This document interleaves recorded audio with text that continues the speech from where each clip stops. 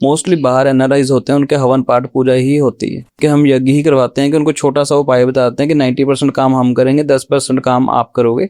आपके पास रिलेशनशिप वाले भी बड़े लोग आते होंगे ना, लव लाइफ की प्रॉब्लम्स है, सारा कुछ है, पर अगर कोई बहुत ही दिक्कत में है, उसका पार्टनर बिलीव नहीं कर रहा, पर उपाय दोनों के मिलके होने हैं, फिर कैसे करेगा कोई? ऐसे होता है कि जैसे कोई पर्सन उपाय हमारा नहीं कर सकता, वो कहता है कि हमने पंडित जी उपाय करना ही नहीं है, आप हमें दूसरा हल बताइए। उसमें हम वैदिक एस्ट्रोलॉजी को लेके चलते हैं, आपके हवन पाठ पूजा यज्ञ जो करवाते हैं, मोस्टली बाहर एनआरआईज होते हैं, उनके हवन पाठ पूजा ही होती है, उनके हम यज्ञ ही करवाते हैं कि उनको छोटा सा उपाय बताते हैं कि 90% काम हम करेंगे, 10% काम आप करोगे, तो फिर वो चीजें हल हो जाती हैं। और अगर कोई जो डिवोर्स वाले केस में अटक गया है, उनका मतलब किसी भी रीजन के कारण, इसके जो है राहु ग्रह माना जाता है, राहु ग्रह के उपाय होंगे, बृहस्पति ग्रह के उपाय होंगे, ये सारे चीजों का हल है जी। ये बहुत इजी हल मिल जाते हैं इसके। इसमें बहुत चीजें होती हैं कि मतलब आप कोर्ट कचहरी के चक्कर में फंस गए, कोर्ट कचहरी आपको डिवोर्स का दे ही नहीं रहा, वो कह रहे हैं कि आप इकट्ठे रह के देखो, लेकिन आपस में आप दोनों की बन ही नहीं रही।